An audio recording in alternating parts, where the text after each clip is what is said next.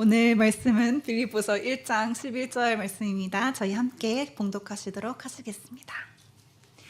예수 그리스도로 말미암아 의의 열매가 가득하여 하나님의 영광과 찬송이 되기를 원하노라.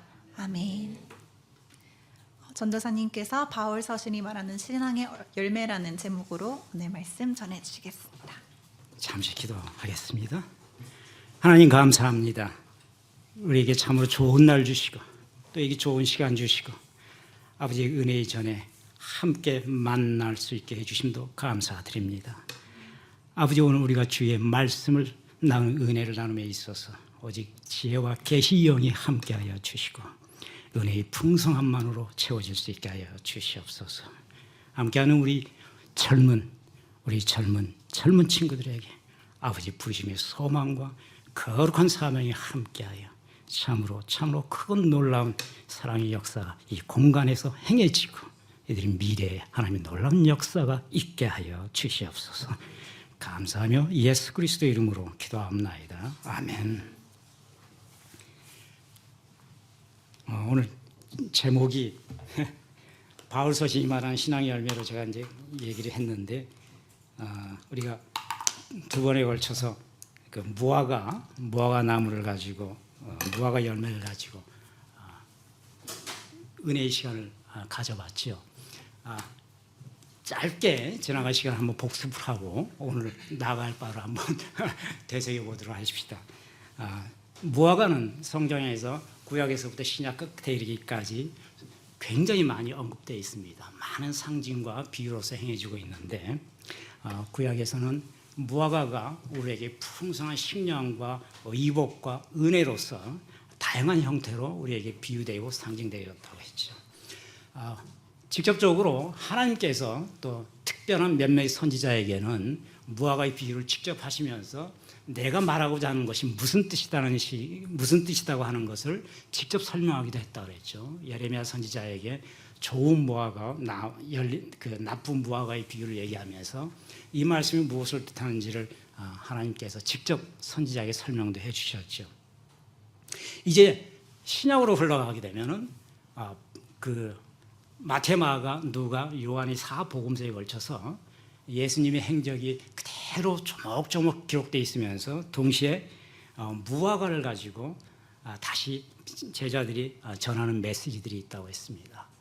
대표적인 것들이 마태와 마가의 경우에는 예수님이 예루살렘 입성하기 전날 베세다에서 무화과 나무를 가지고 했던 그 특별한 이벤트 사건을 가리켜, 베드로는 예수님께서 저주하신 무화과다라고 잘못 자기 나름의 해석이었죠. 예수님은 그 무화과를 저주하신 게 아니었던 거죠. 저주하신 무화과 사건으로 해서 그런 사건이 존재하기도 했었고, 그러나 예수님께서는 그 무화과의 사건을 통해서 열매 없는 신앙을 저주한다기보다는 열매 맺어야 함을 강조하면서 그 열매는 단순히 오는 것이 아니고 오직 우리 믿음에 의해서만 올 수 있다라고 하시는 말씀을 특별히 강조한다고 하였다는 말씀을 드린 적이 있습니다. 이것이 누가로 가고 요한으로 가면서는 비유하는 바가 조금씩 그 뉘앙스가 이제 달라지기 시작하죠. 이거는 제자들이 무화과로 하는 풍성한 열매 맺는 그 나무를 보고 느끼는 영적 감각에 따라 가지고 달라지고 있다는 것. 이같은 지난 시간까지는 이제 사복음서에 걸쳐 존재하는 무화과의 비유가 무엇을 의미하는 것인지 우리가 생각을 해봤는데, 이제 복음서를 지나고 나면은 사도행전서부터 마지막 신약 성서기까지 무화과의 사건이나 무화과의 얘기가 거론되지는 않습니다. 등장하지는 않죠. 그 이유는 복음서까지가 예수님의 행적과 있었던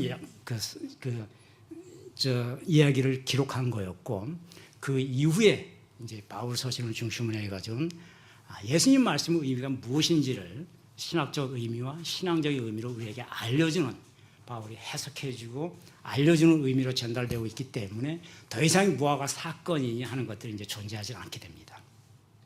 이제는 우리가 구약에서 그 사복음서에 이르기까지 무화과 열매가 우리 신앙 속에서 상징하는 바와 성경 저자가 의도하고 있는 바가 무엇인지를 생각해 봤는데, 이제 바울 서신에 이르러서는 바울이 말하는 신앙의 열매라고 하는 것이 무엇인지에 대해서 이제 생각을 해볼 필요가 있죠. 왜냐하면 무화과의 경우는 무화과 나무 열매는 우리에게 풍성함은 항상 다가와 있지만은 그 풍성함이 외형적인 성숙함만을 의미하고 있을 때는 사실은 아무런 값진 의미를 가질 수가 없다는 거죠.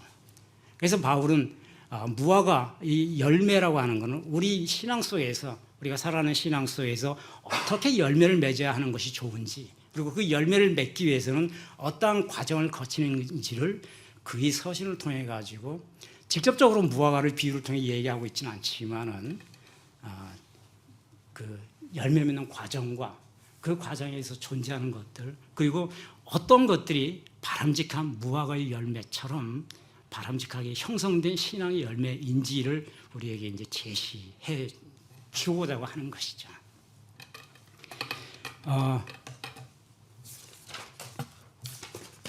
오늘 성경 말씀으로 제가 빌립보서 1장 11절을 대표적으로 얘기했지만 아마도 이 말씀은 제가 생각하는 바울 서신이 말하는 신앙의 열매의 전국적인 아마 결론이라고 할 수 있을 겁니다. 예수 그리스도로 말미암아 우리 안에서 의 열매가 가득해서 그것이 하나님의 영광이 되고 찬송이 되기를 원한다고 하는 사도 바울의 얘기는 당시 빌립보 성도들에게 편지를 보내면서 그 성도들이 그렇게 변하기를 원한다고 하는 취지로 쓰여진 것이지만 아마도 바울이 생각하는 궁극적인 신앙의 열매가 맺혀져 있는 성도의 모습을 우리에게 그대로 보여주는 것이 아닌가 하는 생각을 가지고 있습니다. 이제 저와 같은 궁극적인 신앙의 열매가 우리 안에서 어떻게 형성되어지고 있는 것인지를 바울의 서신에서 종합적으로 보면서 하나씩 좀 생각해 볼 필요는 있을 것 같다는 생각이 듭니다. 일단은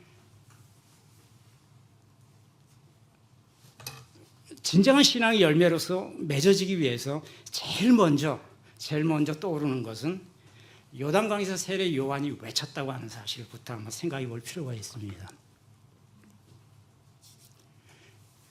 마태복음 3장 2절 마태복음 3장에 보면은 세례 요한 사도 요한이 세례 요한이 요단강에서 이 사역이 등장하죠.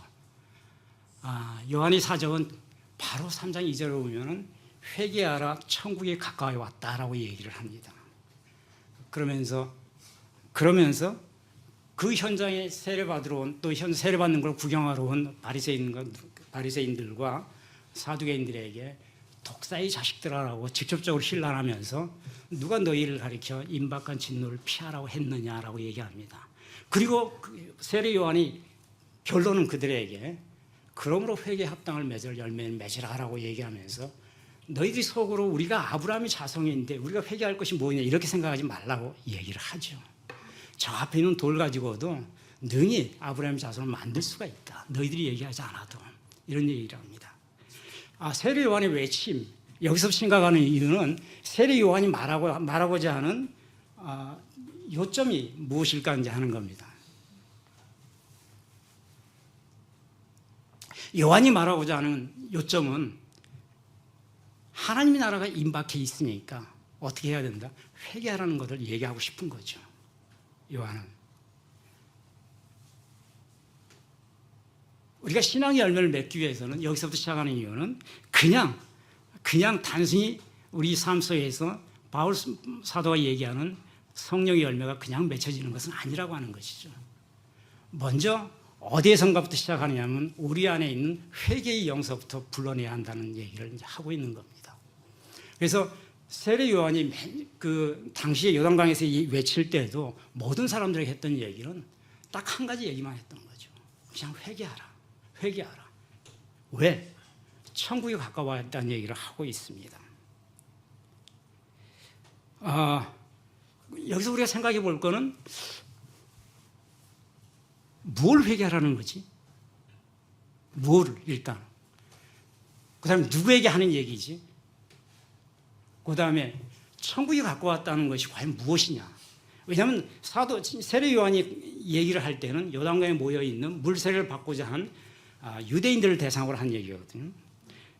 세례 요한은 무엇을 가리켜서 천국에 가까이 왔다고 얘기를 하고 있는 것인가? 또 그가 말하고자 하는 사람들에게 뭘 회개하라고 하는 것인가? 이 부분을 우리가 한번 생각해 볼 필요가 있죠. 일단 세례 요한의 이 이야기, 마태복음 3장에 있는 세례 요한이 요단강에서 이 전파 이 이야기는 구약 성서의 이사야서의 40장에서 나오는 이야기의 예언의 실현이라고 하는 겁니다. 이사야서 40장에 보면은 하나님께서 이사야 선지자에게 그런 얘기를 하시죠. 너는 내 백성을 위로하라. 이런 얘기를 하시죠. 이사야 선지자는 여러분 우리가 많이 나눴지만은 히스기야 왕 시대에 그 활약했던 선지자라고 얘기했습니다. 그 당시 북이스라엘은 호세아 왕 때였고, 호세아 왕 때 아시리아의 침입으로 해서 나라가 절멸하고 유다까지 침범한 그런 시기에였다고 그랬죠. 그 시기에 이사야 선지자가 주로 활동을 했던 시기였습니다. 그때 하나님께서 그 백성들에게 이사야 선지자를 통해 가지고 내 백성부터 위로하란 말을 하시죠. 이사야 40장 1절. 내 백성을 위로하라고 하면서 주의 광야에 외치는 자의 소리가 있어 주의 길을 예비하라는 이 말씀을 하십니다. 너는 광야에 외치는 자처럼 주의 길을 예비하라.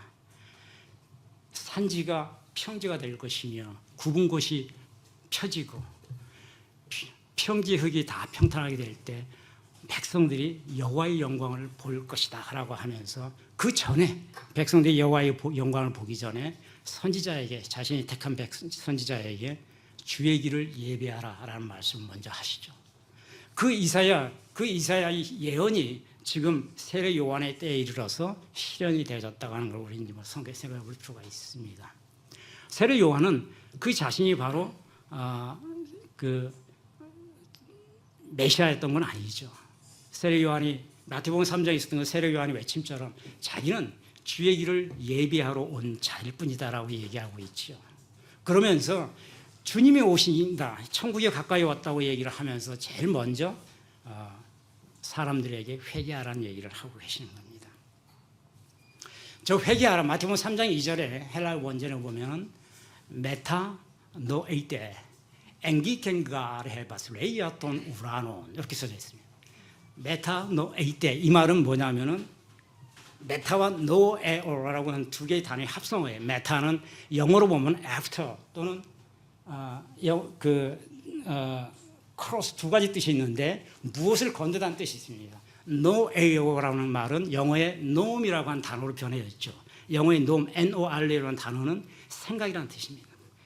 그러니까 cross your thinking 그런 뜻이죠. 너희 생각을 뛰어넘어라. 그런 뜻입니다. 메타노에오라고 한다는 메타노에이테라는 말은 회개하라는 명령형으로 쓰일 때 어미가 변하던 형태예요. 그러니까 같은 뜻입니다. 회개하라 이런 뜻이에요. 그러니까 회개하라는 말씀의 뜻은 너희 가지고 있는 생각을 뒤집어라는 뜻이에요. 단지 과거의 일을 끄집어내서 과거의 일을 생각하라는 뜻이 아니고 크로스, 너희 생각을 건너뛰어야 된다는 뜻이죠. 지금까지 내가 해왔던 생각, 나의 관념, 굳어있는 관념들을 크로스 더 리버처럼 강을 건너듯이 뛰어넘지 않으면 안 된다고 하는 겁니다. 그러니까 그 세례 요한이 얘기했던 회개하라는 말이 무엇을 회개하라는 것인지 우리는 한번 생각해 봐야 한다고 그랬죠. 그 말이 가지고 있는 것은 내가 과거에 지었던 죄, 이것을 회개하라는 뜻이 아니라는 거죠. 그건 당연한 것이고 우리가 과거의 잘못을 반성하는 것은 너무나 기본적인 건데 그건 지나친 윤리적인 요구일 뿐이고 선지자나 주님께서 얘기하는 것은 우리에게 윤리적인 또는 도덕적인 율법을 요구하는 것이 아니라는 거죠. 우리가 살아왔던 생각과 관념을 뛰어넘으라는 얘기를 하고 있는 겁니다. 메타노에오라고 하는 단어는 뛰어넘어라. 이제 지금까지 살아왔던 유대인들의 경우에는 지금까지 그들이 가지고 있었던 건 율법이었죠. 그죠? 율법을 통해서 율법으로 구원받는다고 했으니까 그들이 가지고 있는 600여 개가 넘는 율법을 지키기도 어렵지만은 그 율법을 통해서 우리는 구원의 경계에 들어갈 수 있다라고 하는 얘기를, 그것이 몸에 배 있는 사람들이죠. 그렇기 때문에 마태복음 10장에서 우리가 아브라함의 자손이라고 떠들지 말란 얘기를 우리 세례 요한이 하는 거는 그들이 가지고 있는, 우리는 그거를 역사에서는 선민의식이라는 식으로 용어로 표현하지만 우리는 아브라함의 자손이기 때문에 우리는 율법만 지키면 기본적으로 우리가 회개할 건 무엇이 있느냐, 무엇을 회개하라는 것인지 이해를 못하는 거죠. 세례 요한이 요단강에서 외칠 때 회개하라고 그러는데 뭐를? 난 율법을 지키면서 살아왔는데 내가 무엇을 회개해야 되지? 그 자체를 이해를 못하고 있는 거예요. 그래서 요한이 말하는 회개는 너희들이 죄를 지었으니까 죄를 반성하는 뜻이 아니라는 거죠. 이제 새로운 세대가 왔다는 것은 알려주는 겁니다. 그래서 회개라는 얘기는 내가 지금까지 살아왔던 것, 내가 지금까지 생각하고 행해지고 왔던 나의 고정관념 속에 형성되어 있던 것, 이거는 기존의 상황과 질서가 다 죽은 것들이죠. 기존에 내가 교육받아왔던 것, 기존에 내가 책을 보고 체육됐던 것, 이거를 전부 뒤집으라는 얘기죠. 세례 요한이 얘기하고자 했던 건 바로 그겁니다. 메타노에오라는 말은 너희 생각을 뒤집어 버리라는 뜻이에요. 그걸 우리는 영어에서는 repent라고 단어로 회개하라고 하고 있으니까 영어를 번역하고 우리 성경에서는 회개하라 이렇게 말을 하고는 있지만은 그 회개의 본질은 네가 지금 죄를 졌는데 죄를 반성하는 뜻이 아니라는 거예요. 그런 차원의 얘기가 절대 아니라는 거죠. 뭐 그거는 당연한 거겠지만 죄를 지었으면 반성해야죠, 그죠? 근데 그런 차원의 얘기를 지금 하고 있는 것이 아니다라고 얘기를 하고 있다. 그러니까 유대인들에게 지금 유대인들 대상으로 좀 그 요한이 얘기하고 있는 거니까 유대인들에게 너희들이 살아왔던 기존의 사고 방식과 너희들 사고의 기본 율법 이 모든 것을 이제 뛰어넘고 버려야 한다고 하는 것을 그 메시지를 전해주고 있다라고 하는 겁니다. 그러기에 너희들이 선민처럼 가지고 있던 내가 아브라함의 자손인데 누가 우리를 감히 우리는 천국이 보장되어 있어 율법만 지키면 이런 따위 얘기를 하지 말라고 마태복음 3장 10절에 있는 것이죠. 표현이 어떻게 되어 있죠? 3장 10절에 성경을 볼 때는 안경을 다시 봐야 되는 육체적 약점을 필연적으로 가지고 있어서 불편함이 다시 많죠.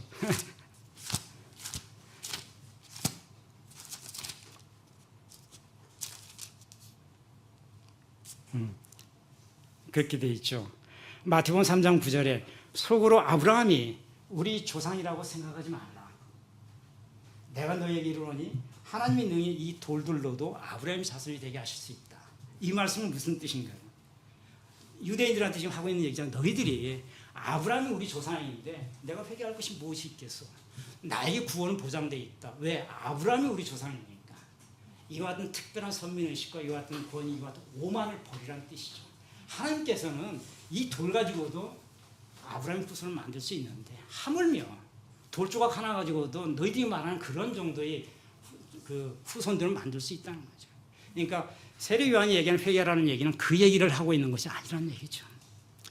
너희들이 모든 생각과 관념을 뛰어넘어야 된다. 왜? 이제 천국이 가까이 왔다라고 얘기하는 거예요. 헤라 원전에 앵기켄과 아르라고 되어 있죠. 앵기켄이라는 말은 알던이라는 동사의 왔다라고 하는 완료형 형태로 변화된 형태의 앵기켄 왔다 뭐가 영어로는 come at hand라는 뜻이죠. 바로 목전에 와 있다는 게. 가르는 영어의 for에 해당하는 단어고 바슬레이아 톤 우라노. 우라노는 이제 하늘을 바슬레이아는 왕국이라는 뜻이죠. 킹덤. 킹덤 오브 헤븐이라고 그러죠. 우리가 하늘의 왕국. 천국이라고 말로 우리는 번역되어 있는데 우리말에 이제 천국에 가까이 왔다 이렇게 번역이 되어 있죠. 뭐 잘못된 건 아닙니다. 바슬레이아. 여기서 이제 천국이 뭘까?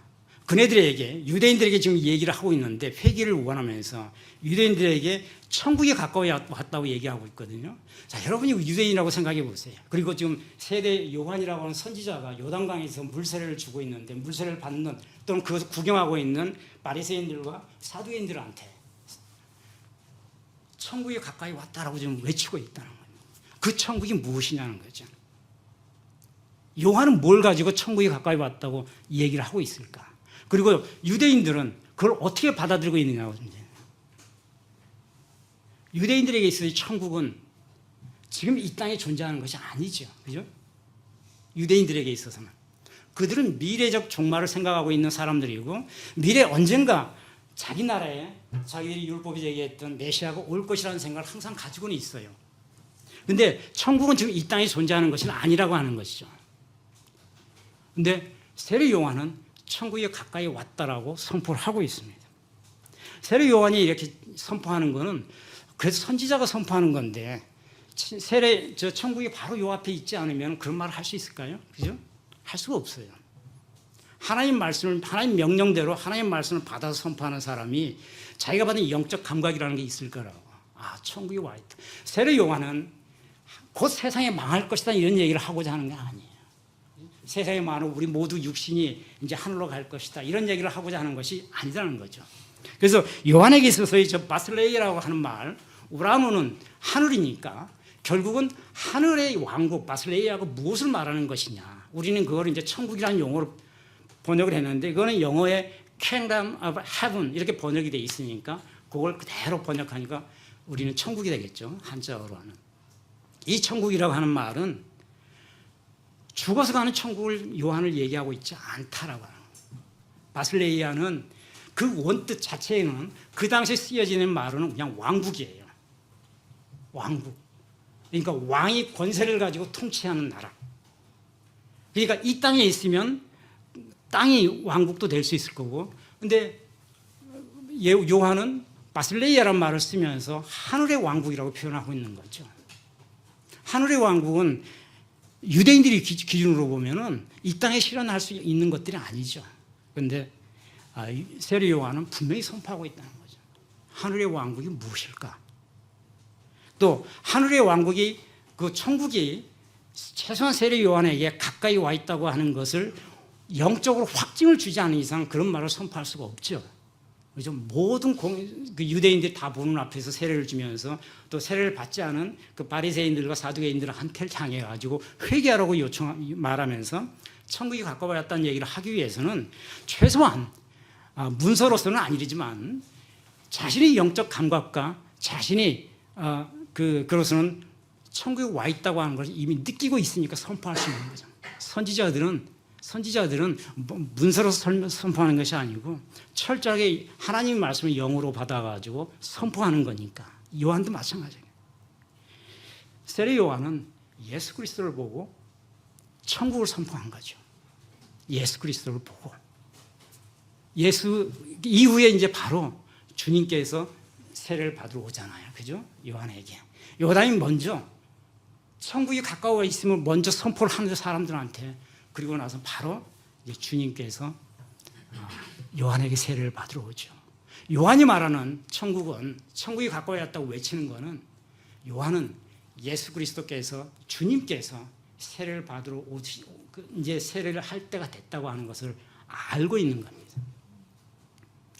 그리고 예수께서 그들이 구세주이면서 메시아라고 있는 것을 세례 요한은 알고 있죠. 어떻게? 영으로 그가 가지고 있던 구약의 모든 지식과 하나님께서 그를 쓰기 위해서 부어놓은 그 영적 감각으로 이제 예수께서 움직이실 때가 됐다고 하는 걸 아는 거죠.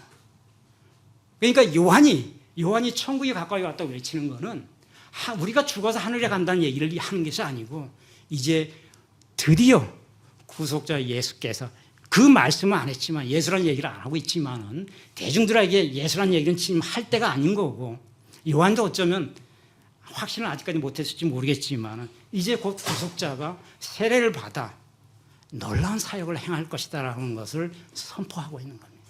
그리고 그것은 그 뒤의 역사를 통해서 이제 너희들은 알게 될 것이다. 자신의 입으로 얘기할 수 있는 것은 아니고, 그러므로 요한은 천국에 가까이 왔다는 얘기를 과감하게 선포할 수 있는 거고, 그들에게 이제 예수께서 주실 것, 아직까지 예수란 말을 안 하고 있지만 예수께서 우리에게 주실 것은, 당신들에게 주실 것은 우리가 가지고 있던 율법을 주시지 않을 것이다. 그 율법을 통한 구원을 우리에게 말하지 않을 것이다 라고 하면서 바로 뒤에 가면 이제 세례가 나오죠. 나는 여러분들에게 물로 세례를 주었지만 이제 그분은 성령과 불로 세례를 줄 것이라는 얘기를 하고 있는 겁니다. 그러므로 마태복음 3장 2절에서 세례 요한이 회개하라, 천국이 가까이 왔다라고 말하는 그 본질은 이제 이 땅에 다스리는 나라가 아니고 하나님이 통치가 되는, 하나님이 질서와 하나님 말씀이 통치 근거가 되는 그런 세대, 그런 역사가 우리가 살고 있는 이 땅에서 이제 펼쳐질 것이다라는 얘기를 하고 있는 겁니다. 그동안 공허하게 우리가 죽어서 미래 내세에 가가지고 하나님 나라에 속할 것이라고 하는 율법적인 사고, 그리고 그렇게 가기 위해서는 율법만 준수하면 된다고 하는 이 사고에 벗어나서 우리가 살고 있는 이 당대에 하나님의 나라가 선포될 것이다. 이거를 예언하고 선포하고 있는 거죠. 그러므로 하나님의 나라는 세례 요한이 말하는 하나님의 나라, 천국, 바슬레이아 우라논이라고 하는 것은 머나먼 후의 얘기가 아니고, 그리고 단순히 영어로만 존재하는 것이 아니고 우리가 살고 있는 이 세계에 펼쳐질 새로운 역사를 의미하는 것이다라고 우리는 볼 수 있을 겁니다. 세례 요한은 세례가 달라질 것이라는 것을 이제 예고하고 있다고 했죠. 그리고 요한은 회개라고 하면서 회개에 합당한 열매를 맺어라라고 얘기를 하고 있습니다. 요한이 회개에 합당한 열매를 맺어라 이렇게 선포하고 있잖아요. 그죠? 그냥 회개하라고 하면 되는데 회개에 합당한 열매를 맺어라라고 얘기를 하고 있는 거. 이 회개에 합당한 열매를 원전 그 표현을 보니까 지금 제가 저기 써놨는데 까르폰 악세온 테스 메탄오이아스 이렇게 돼 있어요.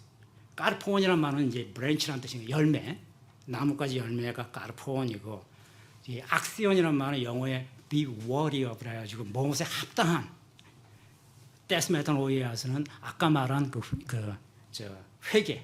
회개의 헬라어는 뒤에 미라 그러죠. 뒤에 꼬리처럼 붙은 말들은 그 어격과 뉘앙스에 따라서 조금씩 변해요. 그래서 24가지 형태로 한 단어가 변합니다. 그래서 이제 그것이 헬라어를 공부할 때 머리를 지끈지끈하게 하는 이유는 어미가 변하니까. 근데 어미가 변해서 뉘앙스를 알려줘요. 무슨 뜻을 하는 말이라는 거. 영어는 어미가 변하는 건 없죠. 영어는 뭐뭐의 할 때는 of라고 하는 전치사를 붙이는데 헬라어는 뒤에 어미를 변화시켜가지고 그런 뜻을 말하죠. 그 어미의 변화가 24가지, 모든 명사가 24가지 형태의 변화이기 때문에 굉장히 머리가 아파서 이제 공부를 중단하는 이런 현상이 되는데, 근데 우리는 헬라어 공부를 할 때 그 신약을 보기 위한 것이지 다른 의도는 전혀 없기 때문에 신약 성서에는 헬라 원전을 보면 이미 변화된 상태로 쓰여져 있어요. 내가 변화시키지 않아도, 그죠? 쓰여져 있는 걸 해석만 하면 되는 거니까, 이렇게 변해 있구나 하는 걸 해석만 하면 되기 때문에 단어의 뜻은 어근에 있습니다. 그 앞에 부분. 메타노이아 그러면 아까 말한 그러니까 네가 생각 관념을 뛰어넘으라는 얘기였다 그랬죠.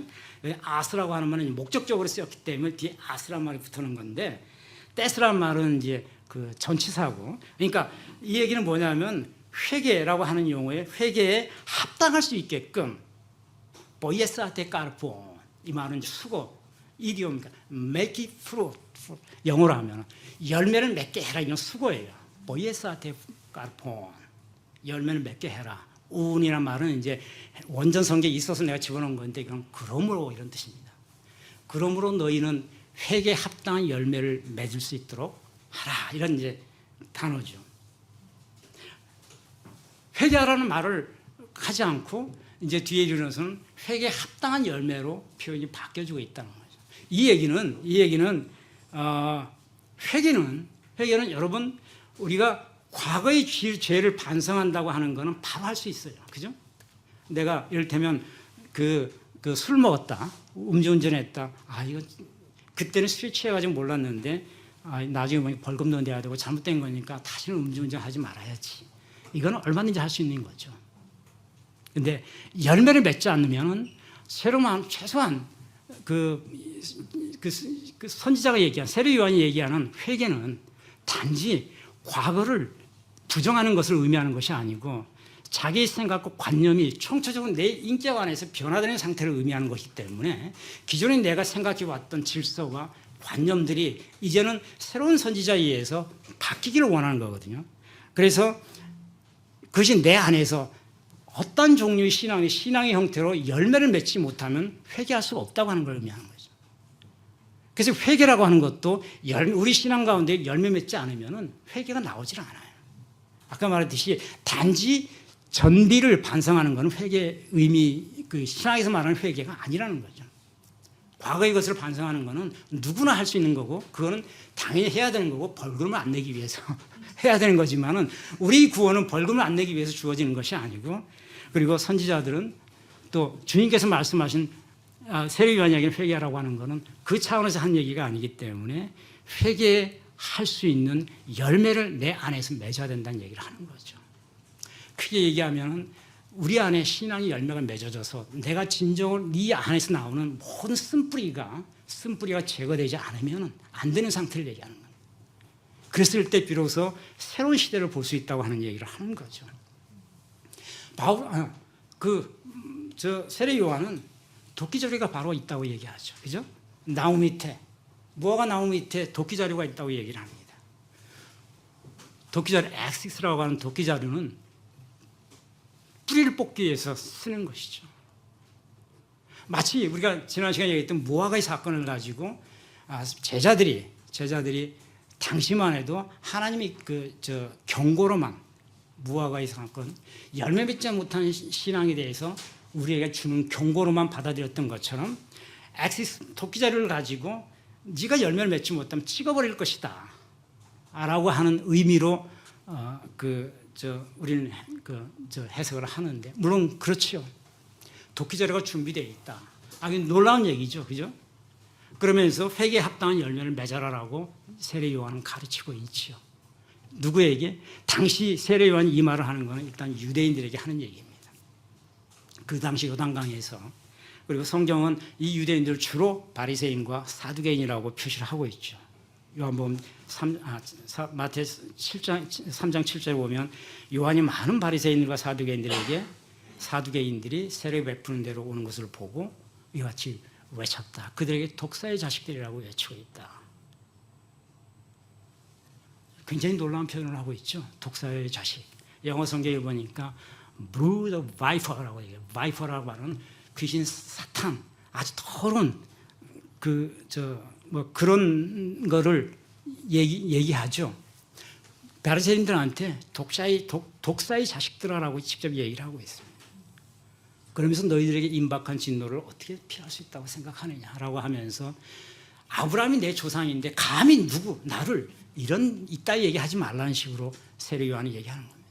오직 이제 새로운 시대가 열리고 있으니, 새로운 시대가 열리니 회개에 합당한 열매부터 맺어라, 이렇게 얘기하는 거죠.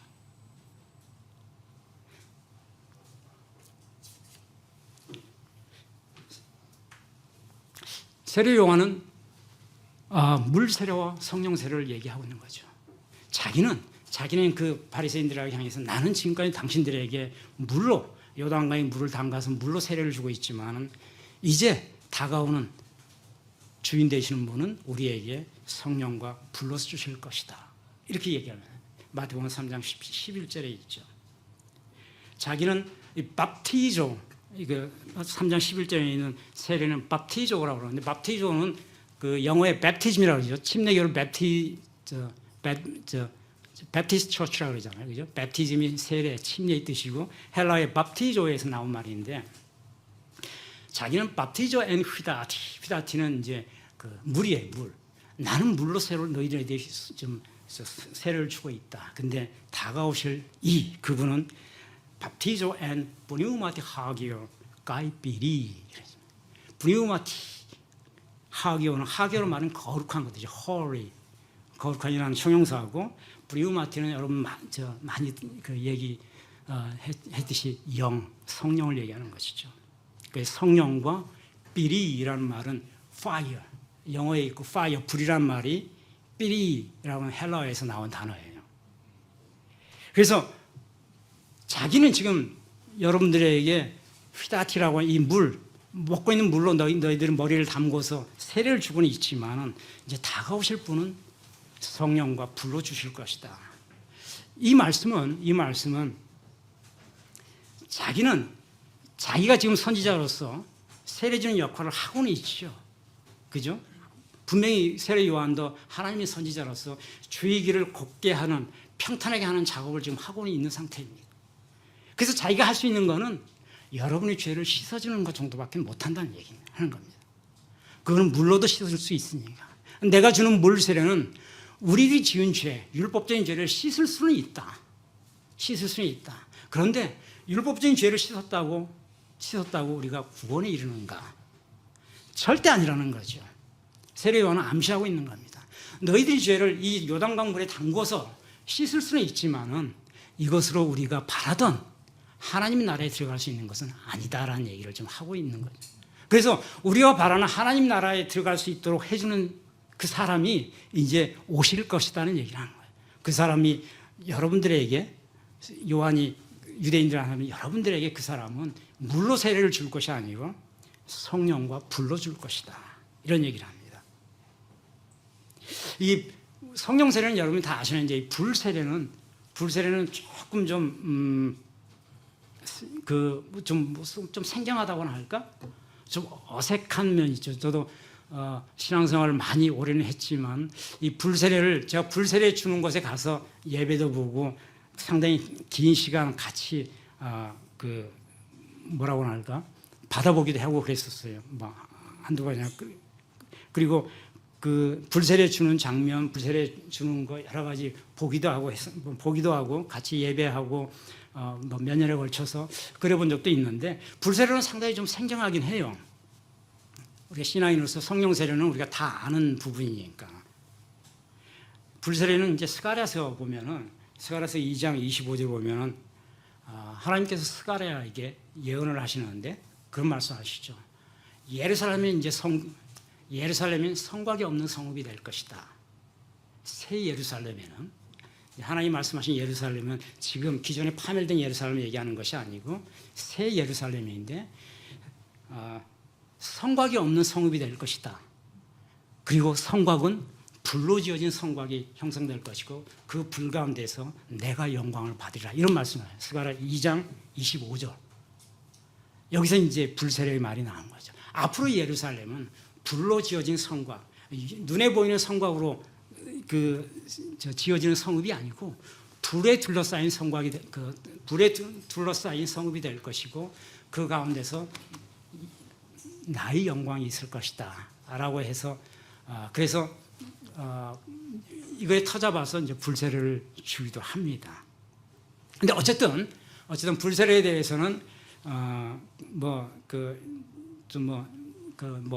또 이단십이라든지 여러 가지 뭐 그렇게 생각하는 사람도 있어요. 그래서 이제 지금 저는 불세례문이 성령세례 이걸 얘기하고자 하는 것은 아니고 새롭게 받아질 새 언약으로서 하나님께서 성령과 불을 얘기하고 계신다라는 거죠. 그리고 그거를 요단강에서 세례 요한이 먼저, 지금까지 내가 여러분들에게 물로 세례를 주었지만 내 뒤에 오실 그분은, 위대하신 그분은 이제 여러분들에게 성령과 불로 세례를 줄 것이다. 이 말씀을 전하는 이유는 내가 주는 물 세례로서는 죄 씻음이 있을 수 있지만 우리를 궁극적으로 구원에 이를 수 없다는 얘기를 하고자 하는 겁니다.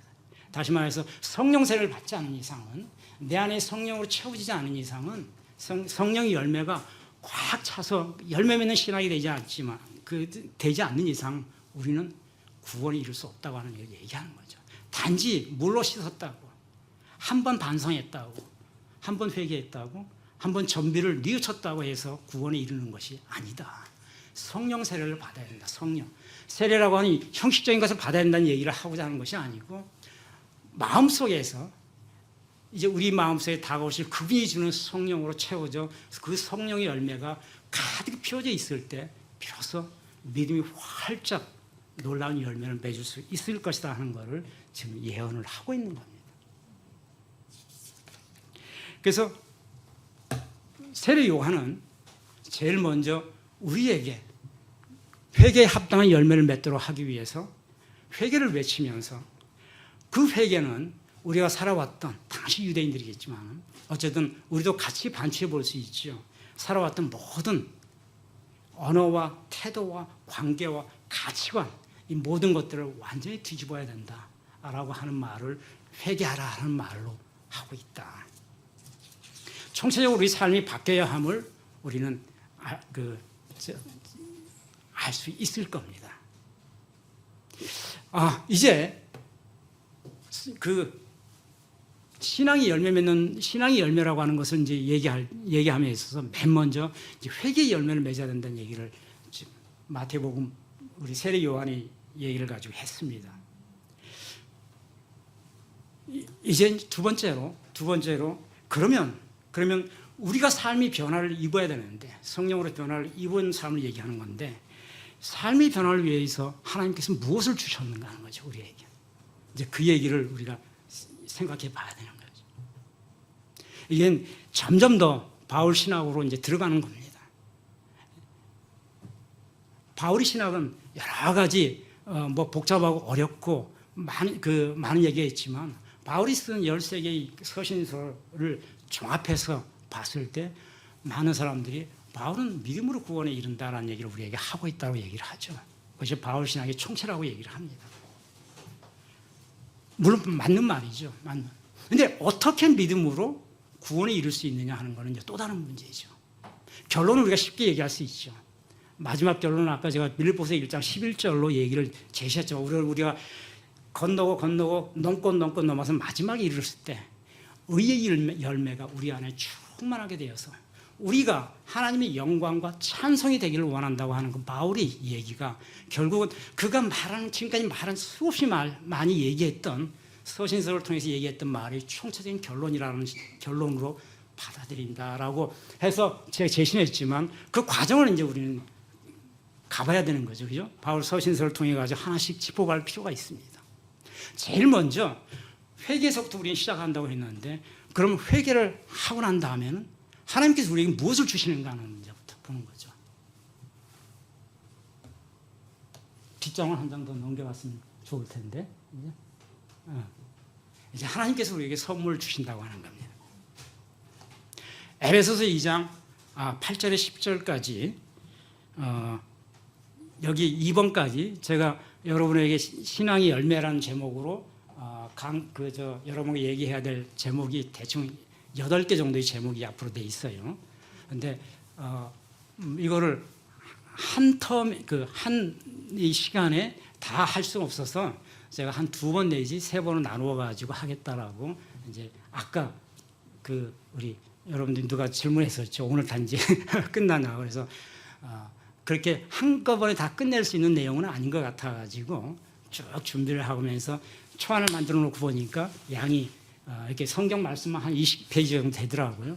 이거를 이제 그 논리적인 순서에 따라 가지고 바울이 얘기하는 그 논리적인 순서에 따라 가지고 이제 정리해야 되는데 오늘은 2번까지 아마 하면은 오늘 시간이 될 것 같아요. 하나님 선물이 무엇이냐는 것까지. 그다음에 다음 시간에는 이제 그 다음이 하나님 선물이 무엇인지 우리가 하고 나면 그 다음에는 우리가 이제 육체의 욕망, 육체의 소욕을 우리가 거둬내야 된다는 이제 바울이 갈라디아서로 이제 초점을 맞춰 나갈 텐데요. 일단 우리가 이제 하나님께서 우리에게 선물을 주셨다고 하는 겁니다. 에베소 8장 2절에서 8절하고 10절까지 3계절인데 한번 볼까요? 제가 한번 읽어볼게요. 너희는 그 은혜에 의해서 믿음으로 말미암아 구원을 받았으니 이것은 너희에게서 난 것이 아니고 하나님의 선물이다. 그리고 행위에서 난 것이 아니니 이는 누구든지 자랑하지 못하게 함이라 라고 하고 있습니다. 우리는 그가 만드신 바다 그리스도 예수 안에서 선한 일을 위하여 지으심을 받은 자니 이 일은 하나님이 전에 예비해서 우리로 그 가운데서 선한 일을 행하게 하려 하십니다. 이게 에베소 2장 8절에 11절까지 말씀입니다. 물론 바울 서신서 종합적으로 봤을 때 은혜가 하나님의 선물이라고 하는 얘기는 곳곳에서 계속 얘기를 하고 있어요. 에베소 2장 8절 10절까지를 제가 특별히 꼽은 거는 여기에 이제 집약적으로 은혜가 무엇인지 우리가 생각해 볼 수 있는 부분들이 있어서 이 부분을 일단 꼽는 건데 여기서 우리는 이제 몇 가지를 좀 생각해 봐야 될 것입니다. 은혜는 우리 안에서 나온 것이냐 아니면은 우리가 은혜롭다고 하는데 은혜는 우리 안에서 형성된 것이냐 아니면 하나님이 주신 것이냐. 그리고 은혜를 통해서 구원이 이루어졌다고 하는데 어떻게 구원이 이루어졌다는 얘기냐. 그리고 바울은 분명히 얘기하고 있어요. 그렇게 하신 이유가 있다. 너희들에게 예수 그리스도 안에서 선한 일을 하도록 하셨고 이거는 이미 창세전부터 예고돼 있다라고 얘기를 하고 있습니다. 이 네 가지 부분을 이제 우리가 한번 생각을 해봐야 될 것 같아요. 시간이 많이 가고 있지만 여기까지만 오늘 하도록 하십시다. 첫 번째로 은혜는 하나님의 선물이라고 바울은 명백히 얘기하고 있습니다. 그래서 이 은혜는 내게서 나온 것이 아니라고 하고 있어요. 에베소 2절에 헬라 원절을 보니까 은혜는 가레이트라고 그래요. 우케스 휘무원, 데우트 더오론 이렇게 돼 있어요. 우케스 휘무원이면 휘무원은 우리에게서, 우크는 아니다는 뜻이죠. Not from us 이런 뜻입니다. 우리에게서 나온 것이 아니고 데우트 더오론, 하나님이 주신 더오론은 이제 선물을 더오론이라고 그러거든요. 영어의 gift라고 하는 거. 하나님께서 우리에게 주신 거라는 거죠. 우리가 생리적으로 발동된 것이 아니라는 거죠. 은혜는 절대적으로 여기서 이제 이거 굉장히 중요한 얘기인데요. 은혜는 내가 만든 것이 아니라는 겁니다. 은혜는 분명히 하나님으로 받은 선물이라는 것이 무슨 얘기냐면 내가 선한 일을 함으로써 내가 좋은 일을 많이 함으로써 내가 내 성품이 참으로 어질고 관대해서 내가 그래서 그와 같은 나의 성품과 나의 행위로 인해 가지고 내가 은혜롭게 된 것이 아니라는 겁니다. 오히려 반대라는 거죠. 바울이 얘기하고자 하는 것은 당신이 은혜롭기 때문에 하나님의 은혜의 선물을 받았기 때문에 비로소 당신이 제너러스해지고 인자해지고 그리고 당신이 선한 일을 하게 됐다는 얘기를 하는 거죠. 완전히 결론과 전제가 뒤바뀌어 있는 거죠. 그죠? 우리는 내가 교육을 잘 받아서 내가 신앙적 교육을 좀 잘 받고 내가 원래 착한 일 하는 사람이고 그죠? 나의 인격이 고매해서 나는 항상 은혜에 충만하노라 이렇게 생각할 수 있지만은 절대적으로 그렇지 않다는 거예요. 우리 인격에서는 은혜가 자연적으로 형성되는 것이 아니라는 것을 얘기하고 있는 거예요. 하나님이 주시지 않았으면 우리는 은혜가 무엇인지도 모른다는 거죠. 그러므로 바울은 얘기하죠. 그러니까 당신이 은혜롭다고 자랑하지 말라. 이 얘기를 그래서 하는 겁니다. 당신이 형성한 것이 아닌데 왜 내가 은혜롭고 내가 은혜로운 사람이라고 자랑하느냐 하는 거죠. 감사해라는 얘기죠. 오히려 감사해라. 왜? 내게 은혜로움을 주신 하나님께 감사란 얘기를 하는 것이지. 내가 은혜로워서 내가 여러분들에게 떠들 수가 있다. 좋은 말을 해줄 수가 있다. 내가 여러분의 리더가 될 수 있다. 여러분에게 내가 가르칠 수 있다. 이것이 아니라는 것을 바울은 얘기하는 겁니다. 우리는 여기서 이제 한 가지 생각해 볼 것이 그 간증이라고 하는 건 간증을 우리가 한번 좀 생각해 봐야 돼요. 간증은 내가 은혜 안에 충만하기 때문에 간증을 할 수 있어요. 간증은 하나님께서 교회의 공덕, 다시 말해 함께 일하는 공동체 또는 함께 신앙생활하는 사람들이 덕을 권면하기 위해서 간증을 할 수는 있지만은 간증을 자랑으로 해서는 절대로 안 된다고 하는 것이죠.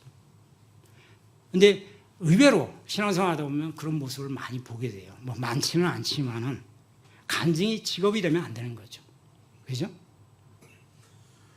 간증은 누구나 하나님의 은혜로 우리가 변화되어 있다고 하는 것을 그래서 은혜롭다고 하는 것을 우리가 느낄 수는 있지만은 그것이 간증이 되어버리면 자칫 자랑이 되어버린다고 하는 것이 이제 우리가 경계해야 될 부분이라는 거예요. 그럼 간증을 하지 마. 간증을 해서는 안 되느냐? 그렇지는 않은 거죠. 하나님 주신 은사는 뭐 지금이 이 부분이 주제는 아니지만은 오로지 자기 것을 자랑하기 위해서 주신 것이 아니고 하나님은 우리에게 많은 은사를 줬다고 했잖아요. 어떤 사람은 예언의 은사도 있고 어떤 사람은 가르치는 은사도 있고 어떤 사람은 방언의 은사도 있고 성령에서 많은 은사를 줬는데 이거는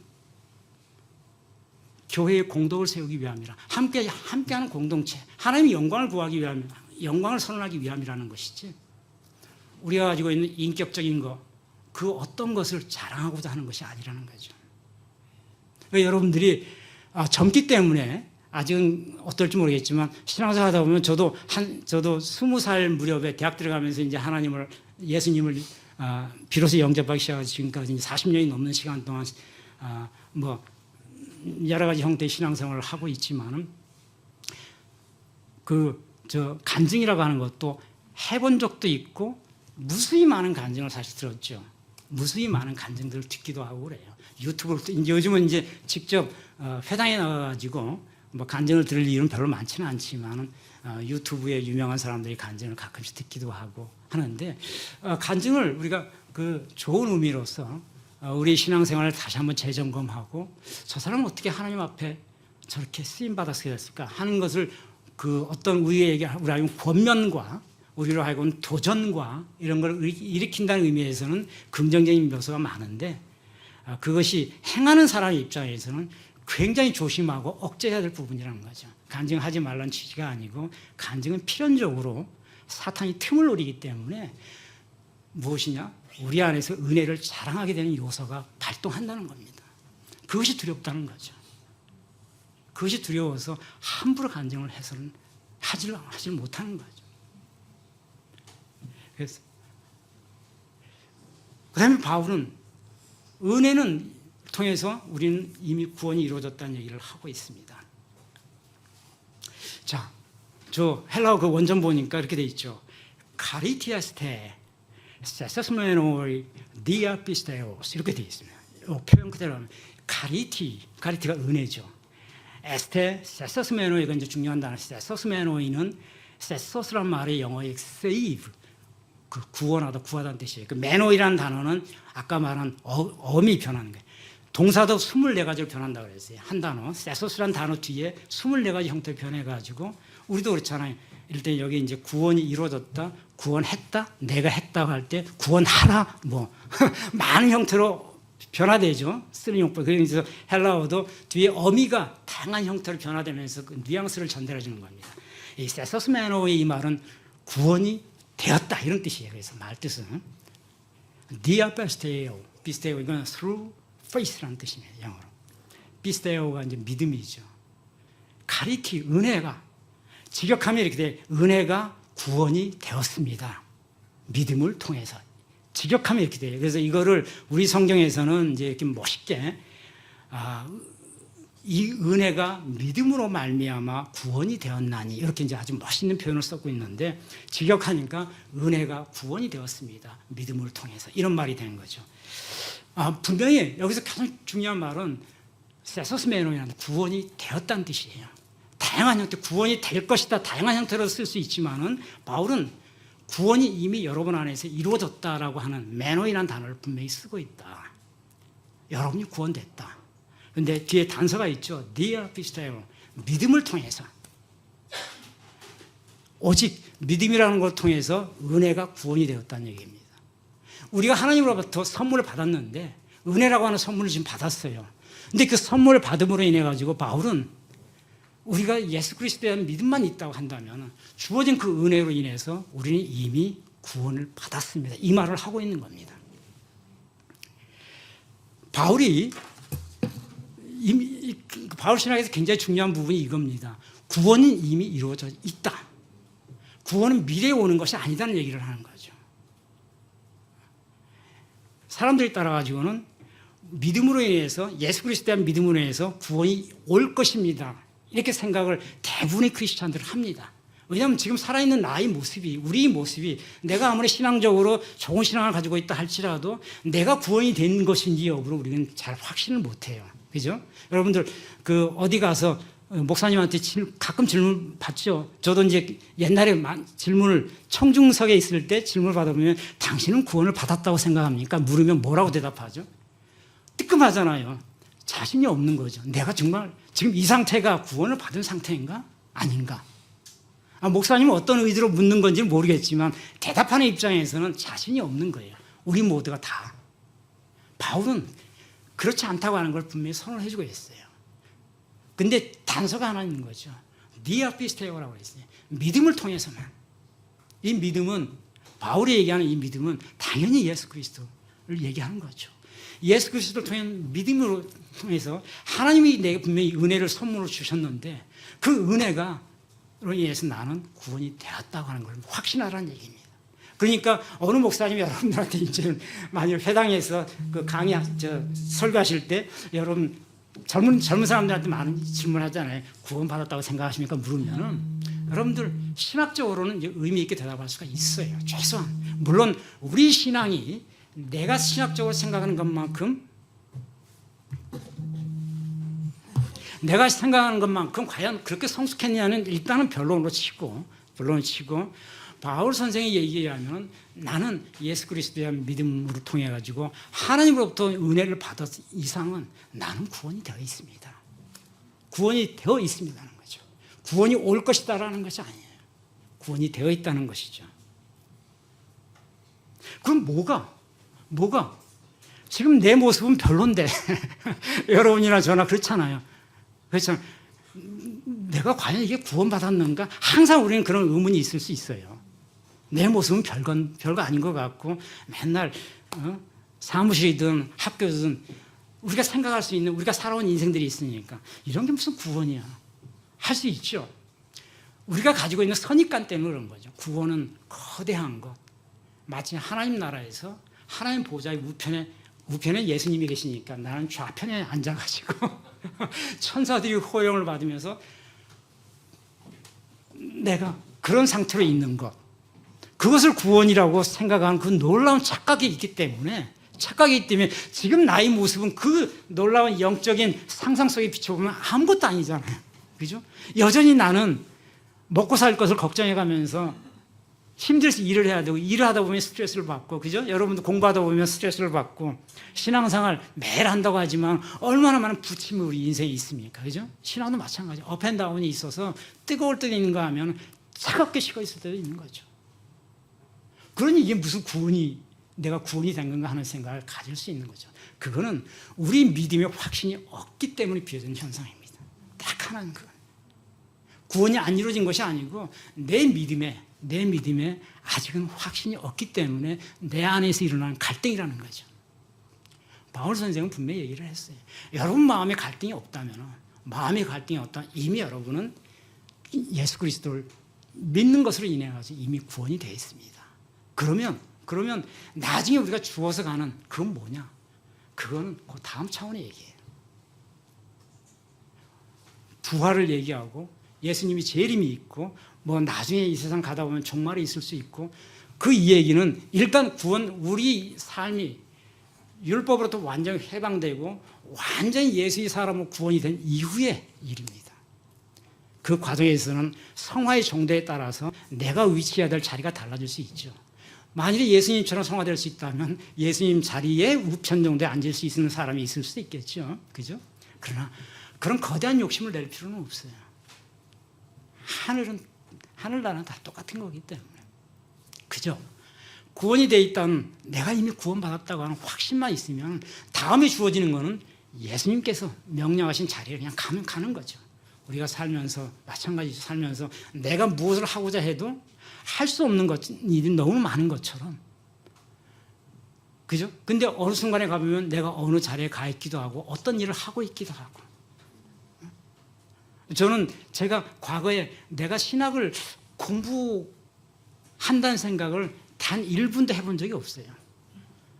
근데 나이 다 들어가지고 살아온 날보다 죽을 날이 훨씬 가까운데 이제 와서 주님의 말씀을 음미하기 시작했다. 이거는 그냥 인간의 변화이지. 주님께서 우리를 변화시켜가면서 가는 과정일 뿐이지. 그런 거는 우리가 예견하지 않은 상태에서 우리가 알지 못하는 가운데 그냥 오는 것이죠. 육신이 죽어서 우리가 만일에 영만 남아서 하나님이 천국에 간다고 해도 마찬가지입니다. 어느 자리에 가 있을지 우리는 알 수 없어요. 욕심을 낼 필요는 없습니다. 절대로. 살아온 가운데 주님께서 내가 믿는 대로 구원이 이루어졌으면 확신하느냐. 그걸 내가 확신만 할 수 있다면 나에 걸맞는 상급은 하나님께서 하시는 것이죠. 그죠? 나에 걸맞는 상급은 하나님께서 하시는 거예요. 우리 모두가 이 땅에 살면서 대통령을 다 할 수 있는 건 아니에요. 그죠? 대통령 오직 한 사람만 하는 것처럼 우리가 살면서 거쳐야 하는 상급과 그것들은 무수히 많은 다양한 형태로 존재하는 거고 육신이 떨어져 난 뒤에도 마찬가지일 겁니다. 그러므로 구원이 이루어졌다고 하는 것은 내가 은혜로 말미암아 예수 안에서 그 은혜가 믿음으로 말미암아 이미 내 안에서 이루어졌다고 하는 것을 믿는다면 구원이 돼 있는 겁니다. 이미 그 다음 단계는 이제 next, 그 다음 next stage죠. 그럼 이것이 바울이 다른 데 이런 얘기가 없느냐? 많이 있어요. 여러분 구원이 이루어졌다 하는 것은 로마서 3장에도 있어요. 로마서 3장 24절 28절을 보면 그리스도 예수 안에 있는 속량 죄사함으로 말미암아 우리는 하나님의 은혜로 값없이 의롭다 하심을 얻은 자가 되었느니라. 그러므로 사람이 의롭다 하심을 얻는 것은 율법의 행위에 있지 아니하고 믿음으로 되는 줄 우리가 인정하노라. 로마서 3장 24절하고 28절 말씀입니다. 바울은 믿음을 통해서 의롭다 하심을 입었다고 선언하고 있습니다. 구원은 우리 현재에 지금 와 있다는 거죠. 우리가 사는 이 가운데 현재적 실제함으로 현존함으로 우리가 와 있는 것이지 다가올 미래에 존재하는 것이 아니다라고 하는 것이죠. 그러므로 지금 구원이 이루어졌음을 우리가 깨달아라 하고 선언을 하고 있는 것이죠. 또한 로마서 5장 1절을 보면 그러면 우리가 믿음으로 의롭다 하심을 받았으니 우리 주 예수 그리스도로 말미암아 하나님과 화평을 누리자. 바울이 소위 말하는 이신칭이 믿음으로 구원이 이루어졌다는 이신칭의 가장 대표적인 성경 구절로 보통 얘기하죠. 우리가 믿음으로 말미암아 의롭다 하심을 받았으니 우리 주 예수 그리스도로 말미암아 화평을 누리자. 바울은 얘기하잖아요. 믿음으로 말미암아 이미 구원이 이루어졌다. 의롭다 함을 얻었다고 하고 있는 거죠. 그죠? 이미 얻었으니까 이제 우리가 할 일은 예수 그리스도를 말미암아 주님을 통해서 하나님과 화평하면 된다는 얘기라는 거예요. 그죠? 하나님과 하나가 되는 우리가 살면서 우리 육신으로 살고 있으면서 하나님과 화평을 해야 된다는 얘기를 하고 있는 거죠. 하나가 되는 삶을 가야 된다는 거죠. 우리가 하나님과 어떻게 화평할 수 있을까요? 우리 육신으로는 안 되죠. 바울이 육신으로 안 되는 것을 얘기하고 있는 것은 아니에요. 우리 영이 주님께서 하신 말처럼 내가 아버지와 하나인 것 같이 너희가 나와 하나 되면 아버지와 너희가 하나가 될 것이다. 주님은 그런 말씀을 요한복음 12장 하시잖아요. 거듭 하시잖아요. 주님께서 하나님과 하나인 것 같이 너희도 나와 하나가 되면은 그러면 너희도 하나님과 하나가 될 것이다. 이 얘기는 우리 영이 예수 그리스도의 영으로 말미암아 충만해져서 내 영이 예수 그리스도의 영과 완전히 하나가 화평할 수 있다면, 연합할 수 있다면 나는 이미 구원이 됐을 뿐만 아니라 하나님과 연합한 자가 돼서 하나님과 하나가 됐다는 얘기를 하시는 거죠. 로마서 5장에서 말하는 바울이 선언은 그겁니다. 믿음으로 인해서 구원이 이루어졌으니까 이제는 여러분이 예수 그리스도와 하나가 됩시다. 화목합시다. 화평하자는 얘기는 하나가 되자는 얘기예요. 우리가 육신으로 하나가 될 수는 없는 거니까 육신은 이미 안 계신 분이고 하나님도 육신으로는 존재하지 않으니까 우리 영이 하나님께서 우리에게 주어진 그 하나님의 영을 충만하게 함으로써 우리 육신 가운데 하나님의 영으로 채워지면 우리가 그것이 하나님과 하나가 되는 것이라는 얘기죠. 골로새서 1장 13절 14절에서도 또 나옵니다. 그가 우리를 흑암의 권세에서 건져내셨다. 그리고 그의 사랑의 아들이 나라로 우리를 옮기셨으니 그 아들 안에서 우리가 곧 구속, 죄사함을 얻었도다. 이렇게 얘기를 하시죠. 이 말씀도 구원과 죄사함, 우리가 죄사함을 받고 구원을 받았다고 하는 것은 현재 우리가 믿는 자, 우리 모두에게 현재적으로 실제하고 있는 역사적 현재라는 사실을 선언해주고 있는 거예요. 이것이 우리 삶 속에서 우리가 예수를 믿음으로 미래에 다가올 꿈 같은 이상이라는 얘기를 하고 있는 것이 아니고 바울은 철저하게 여러분이 지금 삶 속에서 살아있는 삶 속에서 실제하고 있는 것이다. 여러분이 구원이 이루어졌다. 근데 우리가 그걸 느끼지 못한 건 우리 안에 그 확신이 없기 때문이라는 거죠. 확신이 없기 때문에 우리가 못 믿는 거고. 왜냐하면 내가 너무 빈약하게 보여서 나의 지금의 모습이 구원받은 모습이라 하기에는 내가 생각했던 구원이 그 상상이 너무나 어마어마하기 때문에 그런 거죠. 근데 그렇지가 않은 거죠. 지금 내가 예수 그리스도를 확신하고 있다면 나는 이미 구원이 되어 있는 거라는 겁니다. 이제는 남는 건 뭐냐? 예수님과 점점 더 하나가 돼가는 과정이라는 거죠. 그 하나가 되는 것은 육신으로는 하나가 될 수가 없어서 나는 육신으로 살아야 되고 예수님이 육신으로 이 땅에 있지 않기 때문에 예수 그리스도의 영으로 내 안에 가득 채워 나가는 거죠. 1%밖에 없던 예수 그리스도의 영이 10%가 되고 20%가 되고 30%가 돼서 나중에 99%, 100%가 되면 내가 예수가 되어 있는 겁니다. 이미. 예수님께서 하나님 것처럼 나는 이미 내 영이 하나님의 영과 하나가 되어 있는 거죠. 그거를 신학자들은 또 목사들은 뭐 성화의 과정이니 뭐 이런 식으로 얘기하지만은 그걸 이제 용어로서 표현할 때는 그런 말을 하지만은 바울은 뭐 성화 이런 말을 쓰지는 않았죠.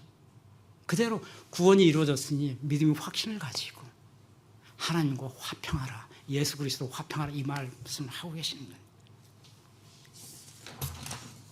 우리 안에 이미 인식 형성되어 있다.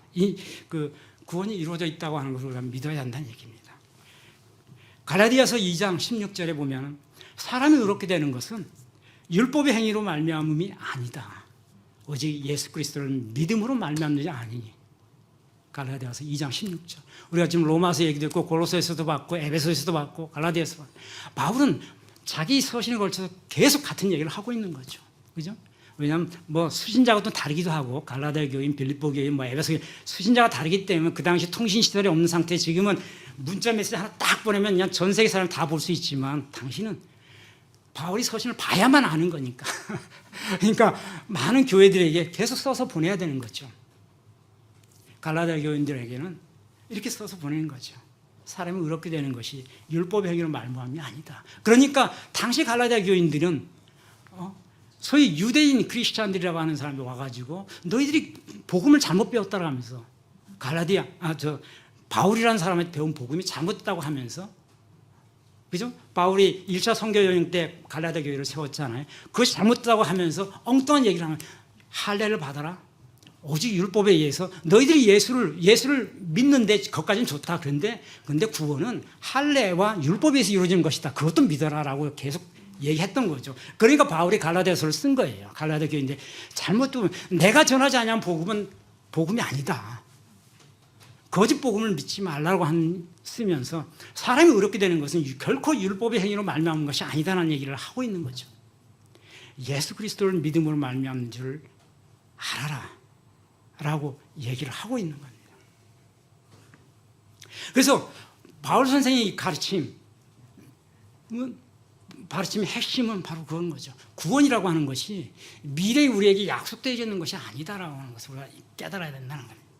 지금 당신이 하나님으로부터 은혜를 입고 있다고 한다면은 그리고 거기에 예수 그리스도를 믿는다고 한다면 그 예수 그리스도를 믿는 믿음으로 말미암아 하나님께 주신 그 은혜가 나를 구원에 이르게 했다고 하는 것을 받아들이라는 겁니다. 그것이 바울 철학의 정수입니다. 핵심 중에 핵심인 거죠. 다른 건 다 그 바울이 말하고자 하는 말을 그냥 수식하는 용어에 불과해요. 바울은 우리에게 구원이 이미 와 있습니다.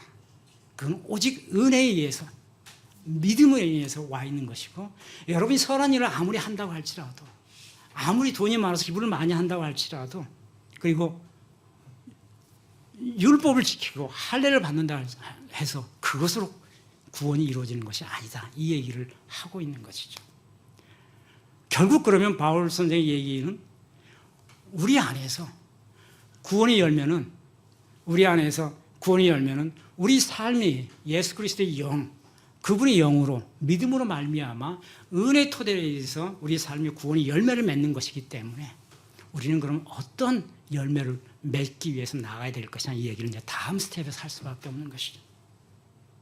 그래서 다음 스텝은 이제 제가 다음번 시간에는 일단은 우리 안에 육체적 욕망을 걷어낼 필요가 있다. 여기서부터 이제 다시 시작해야 할 필요가 있습니다. 자, 오늘 마치기 전에 우리가 이제 마지막으로 한 가지 말씀을 드리고 싶은 게 있어요. 구원에 대한 우리의 인식이 몇 단계가 지금 이렇게 있었죠. 제일 일단 구원이 뭐 크리스천들은 그러지는 않을 텐데 구원이 어디서 오는지를 모르는 사람들이 일단 있을 수 있죠. 그죠? 그거는 아직 예수님을 전파되지 않은 또는 성경을 보지 못한 사람들은 그럴 수 있어요. 그건 가장 아직 믿음이 없는 단계. 근데 이제 예수님을 알고 나서 단계에서부터 본다면 초보적 단계에 있어서는 그럴 수 있어요. 저도 마찬가지였고 과연 구원은 어떻게 오는 것이지? 우리가 잘 모르는 단계가 있을 수 있어요. 근데 그거보다는 조금 더 이제 우리가 알미 늘어나고 그리고 지혜가 형성되면 두 번째, 구원은 바울 선생이 얘기했듯이 믿음으로 오는 것이야. 그렇게 얘기하고 있어. 근데 우리 신앙생활 가운데 믿음으로 온다고 얘기하고 있는데, 그래서 내가 지적으로는 알아요. 이제는 율법의 행위에 의해서 구원이 오는 것이 아니고 예수 그리스도를 믿는 믿음으로 하나님이 선물로 주신 은혜에 의해서 우리가 구원이 받는 걸 알아요. 근데 나는 그것이 내 몸에서 나의 세포와 감각을 통해 도저히 이해가 안 됩니다. 이게 두 번째 단계가 있겠죠. 이 단계를 거쳐갔다고 한다면은 이제 구원은 성경이 얘기했듯이 믿음으로 말미암아 하나님께서 주신 은혜로 내가 구원받는지 아는데 내 몸의 모든 세포와 감각도 그걸 받아들입니다 라고 고백하는 단계가 있을 수 있어요. 이 마지막 단계는 완전히 열매를 활짝 맺어 젖히는 성화라고 표현하면 적절할지 모르겠지만 그런 단계를 할 수 있죠. 근데 나와 여러분들은 지금 어느 단계에 있을까요? 이제 생각해 볼 필요가 있어요. 이제는 우리는 알아요. 구원이 율법으로 오지 않는다고 하는 거. 그리고 내가 아무리 선한 일을 많이 하고 내가 아무리 돈을 많이 받아서 기부를 많이 하고 그죠? 내가 불의돕기를 많이 한다고 해서 그것으로 구원이 오는 것이 아니라고 하는 그 놀라운 영적 비밀을 이제 알아요. 아는데 이것을 내가 머릿속에서는 아는데 지혜로는 이제 아는데 내 몸의 세포와 감각이 그거를 받아들이고 있는가? 그죠? 사실은 굉장히 어려워요. 그렇기 때문에 어느 목사님이 여러분 구원이 됐다고 생각하십니까? 라고 물어보면은 우리가 대답을 못하는 게 그거예요. 저도 그렇고 대답을 못해요. 내가 구원이 됐나? 대답 진짜 할 수가 없어요. 확신이 없었기 때문에. 지금도 여전히 진행형인 거죠. 근데 그것이 정상적인 거라는 거죠. 정상적. 우리 믿음은 어느 순간에 완성되는 것이 아니기 때문에. 만약에 하나님께서 우리를 그와 같은 인간으로 만드셨다면은 우리 믿음이 신앙생활을 30년만 하면 완성이 돼. 또는 신학대학을 박사학위만 받으면 믿음이 완성되는 거야. 이렇게 만약에 하나님께서 설정해 놓으셨다면은 그건 믿음이 아니라는 거죠. 그런 믿음은 하나님께 설정하실 리가 없어요. 그죠? 정말 우리로 하여금 내 몸의 세포와 나의 모든 감각조차도 내가 지금 구원이 되었음을 내가 뼈저리게 정말 인식할 수 있을 정도의 강한 믿음이 믿음의 확신이 있는가? 이거는 우리가 신학 공부에서 형성되는 것이 아니고, 그죠? 이거는 우리가 그냥 나이를 먹어간다고 해서 형성되는 것도 아니에요. 이거는 오로지 하나님께서 부어주시는 은혜의 정도가 어느 정도냐에 따라서 서서히 형성되어 가는 뿐입니다. 그러니까 우리는 아마도 이제 말 그리고 지혜로서는 알고 있는 단계. 그런데 아직은 내 몸의 모든 세포와 감각까지는 아직 느끼지 못하는 단계. 그 단계에 와 있을 거라고 생각해요. 그러면 우리가 가야 될 길은 이제 다음 길이에요. 믿음의 확신을 서서히 굳게 하면은 내 온몸의 세포와 내 몸의 감각까지도 내가 구원이 있음을 이제 알게 해줄 것이다. 그게 성화의 모습이겠죠. 그죠? 내 안에서 내가 의도하지 않았지만 성령의 열매가 활짝 피어나는 단계다. 그래서 갈라디아서 5장이 이제 다음 시간에 볼지 모르겠지만 성령의 열매는 사랑과 자비와 화평과 이렇게 쭉 나가는 게 있죠. 온유와 절제와 이런 것들이 내 안에서 활짝 피어나는 사람. 그런 사람 우리가 참으로 만나기는 어렵지만은 목표가 돼야 되죠. 그죠? 그랬을 때 우리 몸의 모든 세포와 감각조차도 내가 구원이 되었음을 압니다. 선포할 수 있는 거죠. 이제 그 과정을 가는 거는 믿음의 정도와 신앙생활 정도, 그리고 그 살아가는 과정에 수없이 많은 시행착오와 소위 말하는 업앤다운, 희로애락을 겪어가면서 성숙해가는 과정입니다. 그런 과정을 통해서 이제 하나씩 다듬어지고, 그죠? 모난 부분이 깎이고 조각되면서 다이아몬드처럼 나중에 빛나듯이 그 과정을 거쳐고 나면은 이제는 언젠가는 아마도 우리가 살아서 죽기 전에는 그런 모습이 될 수 있을지 모르겠지만은 나의 온몸의 세포와 감각조차도 내가 성경에서 얘기했던 바울 선생이 얘기했던 믿음으로 말미암아 구원에 이르게 됐다고 하는 것을 선포할 수 있는 내 몸에 세포가 선포할 수 있어야 돼요. 내 머리 지혜는 아무것도 아닌 거니까. 말은 더더욱 하찮은 거죠. 그죠? 말로는 누구나 선포할 수 있고. 지혜는 그 다음 단계가 되겠죠. 근데 지혜 정도로도 부족한 거죠. 이 몸에 붙어 있는 모든 세포와 감각이 그걸 알 때가 되면은, 그러면 바울 선생이 얘기했던 그와 같은 놀라운 성령의 열매가 주렁주렁 우리 인생 가운데 피어 있을 줄 믿습니다. 오늘은 여기까지만 하고 이제 다음 시간으로 다음 주가 되도록 하도록 하십시다. 자, 기도하고 마치겠습니다. 감사합니다, 주님. 오늘도 주께서 함께하여 주셨음에 감사드립니다.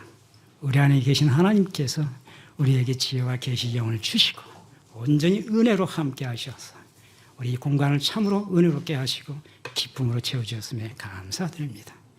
하나님, 돌아가는 발걸음도 가볍게 하시고 이 한 주간 또 새롭게 힘차게 열심히 살아가면서 주 예수 그리스도의 은혜 안에 흠뻑 젖을 수 있게 하여 주시옵소서.